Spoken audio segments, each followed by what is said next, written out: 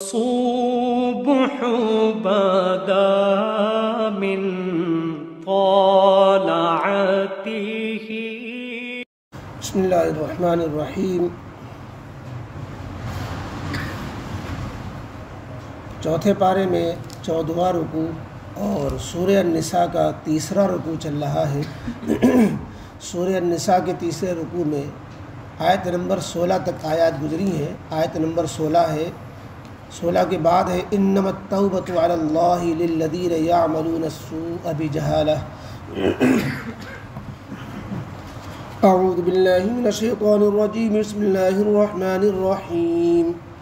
انما التوبۃ علی اللہ للذین یعملون السوء بجہالۃ ثم یتوبون من قریب فأولئک یتوب اللہ علیہم وکان اللہ علیما حکیما۔ وَلَيْسَتِ التَّوْبَةُ لِلَّذِينَ يَعْمَلُونَ السَّيِّئَاتِ حَتَّى إِذَا حَضَرَ أَحَدَهُمُ الْمَوْتُ قَالَ إِنِّي تُبْتُ الْآنَ وَلَا الَّذِينَ يَمُوتُونَ وَهُمْ كُفَّارٌ أُولَئِكَ أَعْتَدْنَا لَهُمْ عَذَابًا أَلِيمًا۔ صدق اللہ العظیم۔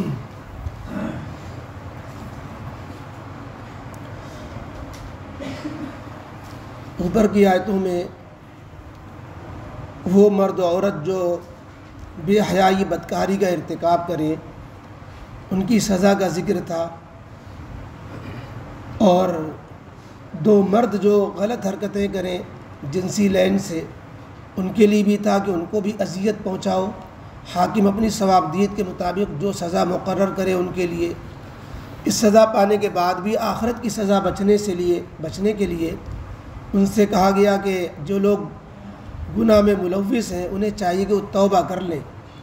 توبہ کر لیں گے، اصلاح کر لیں گے، آئندہ گناہوں سے بچیں گے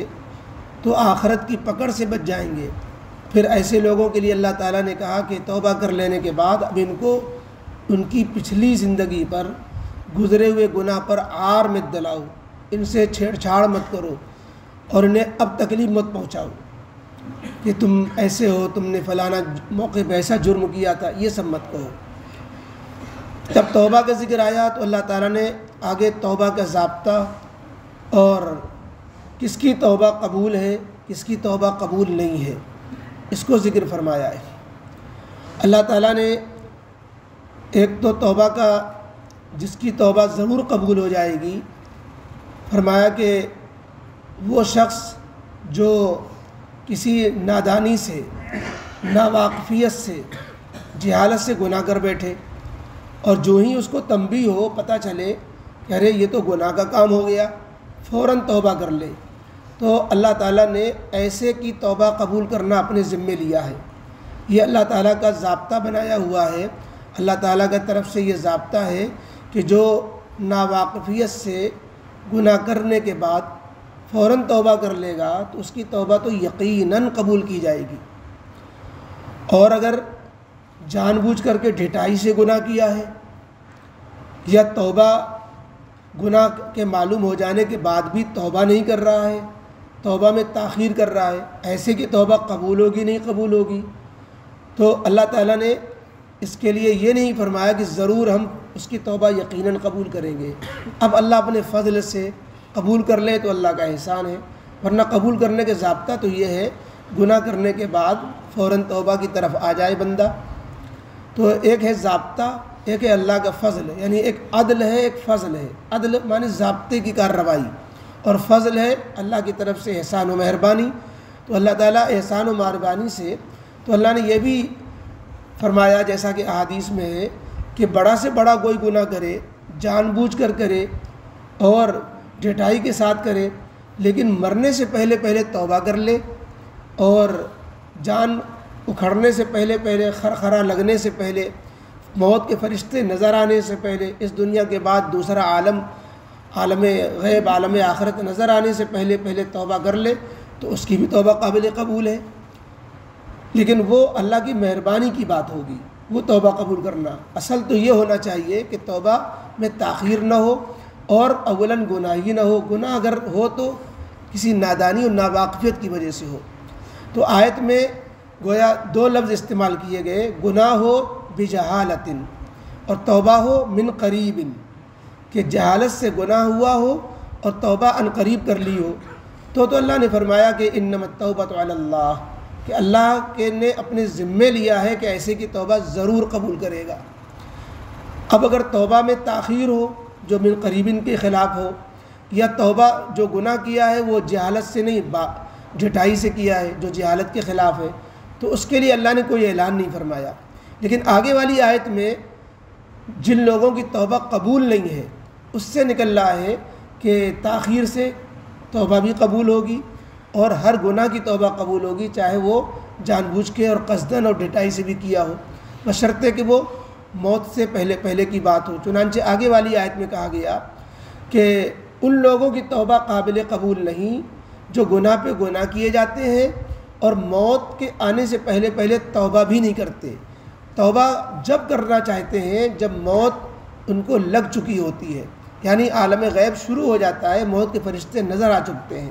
تو اس وقت تو ہر ایک توبہ کر لیتا ہے۔ حتیٰ کہ فرعون نے بھی توبہ کی، جب وہ غرق ہونے لگا اور اسے موت نظر آئی اور روح قبض کرنے والا فرشتہ پہنچ گیا، تو اس نے کہا کہ ہم بھی ایمان لاتے ہیں، انی آمنت برب ہارون و موسیٰ، اب ہم بھی ایمان لاتے ہیں موسیٰ و ہارون کے رب پر۔ تو اس وقت جو ہے اللہ تعالیٰ نے جبریل علیہ السلام کے بھیج کر اس کو کہا الآن، اب تو توبہ کر رہا ہے، وقد عصیت قبل وکنت من المفسدین، تو نافرمان زندگی بھر رہا اور اب جب کہ موت شروع ہو گئی تو اب توبہ کر رہا ہے، اب توبہ قابل قبول نہیں ہے۔ یا یہ کہ موت کے وقت جو ہے کفر کے حالت میں موت آئی، جب اللہ تعالیٰ کی اب پیشی ہوئی تب تو ہر ایک توبہ کرے گا کہ ایک مرتبہ اللہ دوبارہ دنیا میں بھیج دیجئے، ہم سے غلطی ہو گئی، ہم توبہ کرتے ہیں، تو وہ توبہ کا وقت نہیں ہے۔ تو آخرت توبہ کا وقت نہیں ہے، موت شروع ہو چکنے کے بعد کا وقت توبہ کا وقت نہیں ہے، موت شروع ہو چکنے سے پہلے توبہ کا وقت ہے۔ یہ دو حالتیں ہوتی ہیں، جب انسان مرنے کے قریب ہوتا ہے تو دو حالتیں ہوتی ہیں،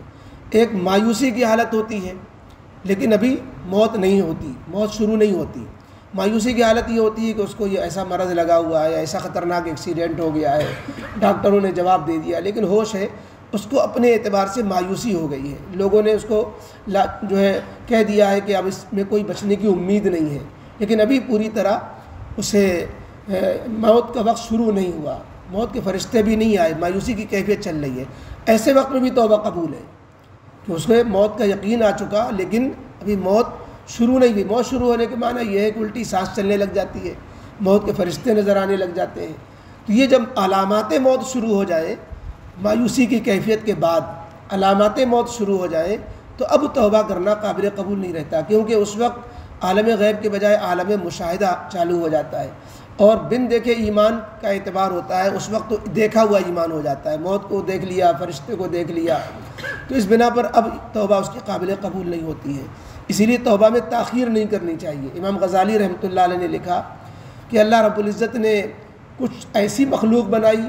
جن سے گناہ ہی نہیں ہوتا، جیسے فرشتے، یا اللہ تعالیٰ کی طرف سے انہیں معصوم بنا دیا گیا جیسے انبیاء،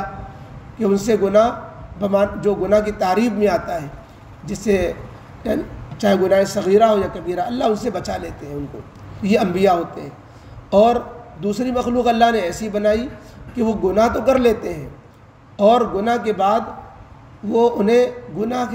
سے توبہ کرنے کی توفیق ہی نہیں ہوتی اور وہ گناہ سے کبھی رجوع نہیں کرتے، گناہ کر لینے کے بعد اس گناہ پر انہیں ندامت نہیں ہوتی۔ یہ شیاطین ہیں، ابلیس ہیں، اور وہ ہیں جو کفر پر مرتے ہیں۔ اور تیسری وہ مخلوق ہے جو گناہ کرنے کو تو گناہ کر لے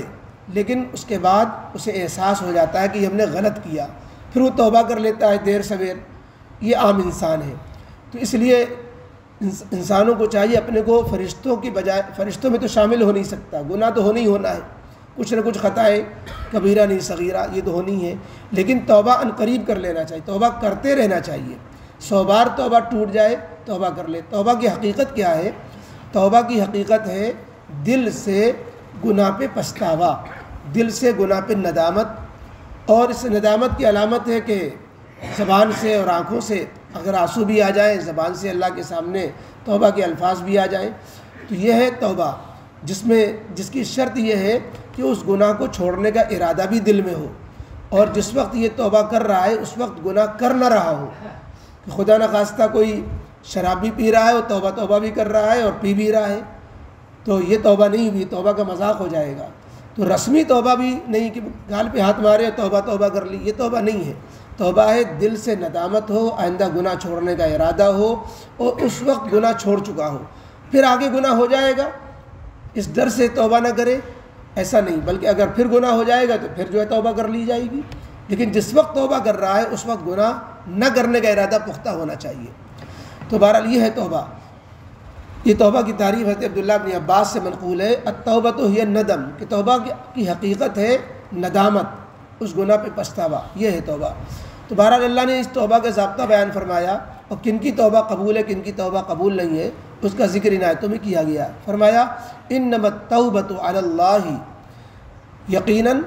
اللہ ضرور اس کی توبہ قبول کرتا ہے، اس کی للذین یعملون السوء بجہالۃ، ان لوگوں کی جو نادانی سے، جہالت و ناواقفیت سے گناہ کر بیٹھتے ہیں، ثم یتوبون من قریب، پھر وہ ان قریب یعنی جلدی توبہ کر لیتے ہیں، فاولئک یتوب اللہ علیہم، سو اللہ تعالیٰ ان کی توبہ ضرور قبول کرتا ہے، اللہ ان کی طرف توبہ کے ساتھ متوجہ ہوتا ہے۔ وکان اللہ علیما حکیما، اور اللہ تو خوب جاننے والا ہے کہ کس نے کس دل اخلاص کے ساتھ توبہ کی ہے، کہ دکھلاوے کی توبہ کی ہے، یا یہ کہ اس نے جو گناہ کیا ہے نادانی سے کیا ہے یا ڈھٹائی سے کیا ہے۔ اور اللہ بڑے حکیم ہے کہ دنیا میں پردہ بھی ڈالے رہتے ہیں گناہوں پر، رسوانی کر دیتے، فوراً پکڑ نہیں لیتے۔ تو یہاں جو تو قید لگی تھی کہ نادانی سے گناہ کیا ہو جلدی توبہ کی ہو، اس کی توبہ تو ضرور قبول ہوگی، اور اگر ڈھٹائی سے گناہ کیا ہے، تاخیر سے توبہ کی ہے، تو اس کے بارے میں اس کی بھی توبہ قبول ہوگی۔ اور اس آیت میں جہالت کا لفظ کا مطلب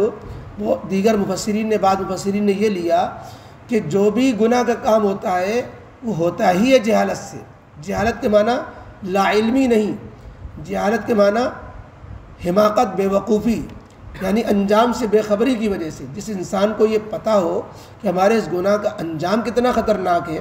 اور کس رب کی نافرمانی کر رہے ہیں، اس کا اگر دھیان ہو تو گناہ کرے گا کیوں؟ تو جب بھی گناہ ہوگا تو یقیناً اس میں کچھ نہ کچھ کمی آئے گی، کہ اللہ تعالیٰ کی طرف سے توجہ میں کمی ہوگی، یا انجام پہ بے خبری ہوگی، یا جو ہے اس کو سوچ نہیں رہا ہوگا کہ ہم کرنے کیا جا رہے ہیں اور کتنی بڑی بات ہو رہی ہے۔ تو کچھ نہ کچھ حماقت تو ہوتی ہی ہے گناہ کرتے ہوئے۔ لہذا یہاں پر یہ نہیں ہے کہ انسان جانتے بوجھتے گناہ کرے گا تو وہ گناہ معاف نہیں ہوگا، جانتے بوجھتے بھی گناہ کرے گا وہ بھی معاف ہوگا۔ اور قریب کے معنی بیان کیے گئے، قریب کا مطلب ہے موت سے پہلے پہلے، کیونکہ موت سے پہلے پہلے جو بھی زمانہ ہے انسان کا، موت کے بعد جتنا لمبا زمانہ آنے والا ہے اس کے مقابلے میں وہ عنقریب زمانہ ہے، تھوڑا زمانہ ہے۔ اور چونکہ حدیث میں بھی کہا گیا ہے کہ جب تک کہ جو موت شروع نہ ہو جائے اس سے پہلے پہلے توبہ قبول ہوتی ہے، آگے کی آیتوں بھی اشارہ ہے۔ اس بنا پر قریب کے معنی ہو جائیں گے کہ موت سے پہلے جس نے توبہ کر لی تو اس کی توبہ قبول ہے۔ لیکن اگر اس کو دو خانوں میں بانٹ دیا جائے کہ اس کی توبہ ضرور قبول ہے جس نے لا علمی میں گناہ کیا اور جلدی توبہ کر لی، اور تاخیر سے توبہ کی اور یا گناہ جو ہے ڈھٹائی کے ساتھ کیا، اس کی توبہ جو ہے ضرور قبول ہو جائے، یہ ضروری نہیں ہے۔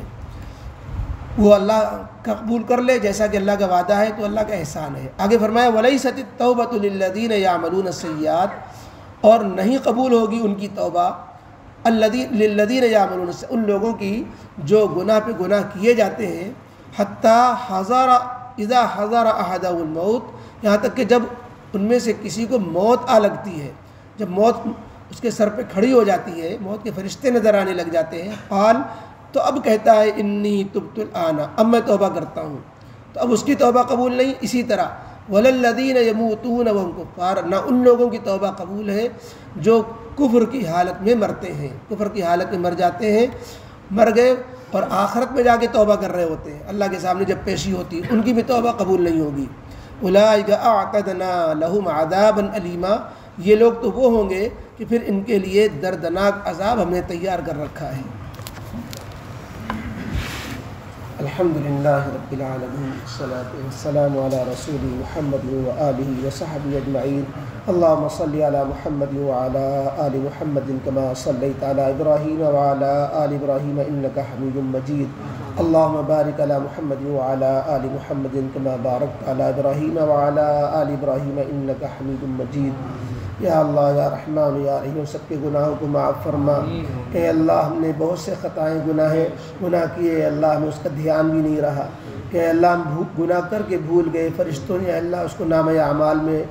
درج کر لیا ہوگا۔ اے اللہ وہ گناہ جو ہم سے جانے میں ہوئے یا انجانے میں ہوئے، اے اللہ جن سے ہم توبہ نہیں کر سکے، اے اللہ تمام گناہوں کو معاف فرما دیجیے۔ اے اللہ اپنے فضل سے، اے اللہ اپنی مہربانی سے، اپنے شان ستاری و غفاری سے، اے اللہ اپنے شان رحیمی سے، اللہ ہم سب کے تمام صغائر کبائر چھوٹے بڑے دن کی اجالے کے رات کی اندھیریوں کے کیے ہوئے سب گناہ معاف فرما دیجیے۔ اے اللہ معاف فرما دیجیے، گناہ ہماری آخرت میں رسوائی کا سبب نہ بنے۔ اے اللہ گناہ آخرت میں ہمارے پیش نہ ہو، اے اللہ آپ معاف فرما دیں گے، گناہ ختم ہو جائیں گے۔ اللہ ہم سب کے گناہوں کو ختم فرما دیجیے، اے اللہ ہمیں معاف فرما دیجیے، اے اللہ ہم سب سے راضی ہو جائیے، اے اللہ ہم سب کو تائبین و توبہ کرنے والوں میں، اوابین و تائبین میں شامل فرما لیجیے۔ اے اللہ ہم سب کو، اے اللہ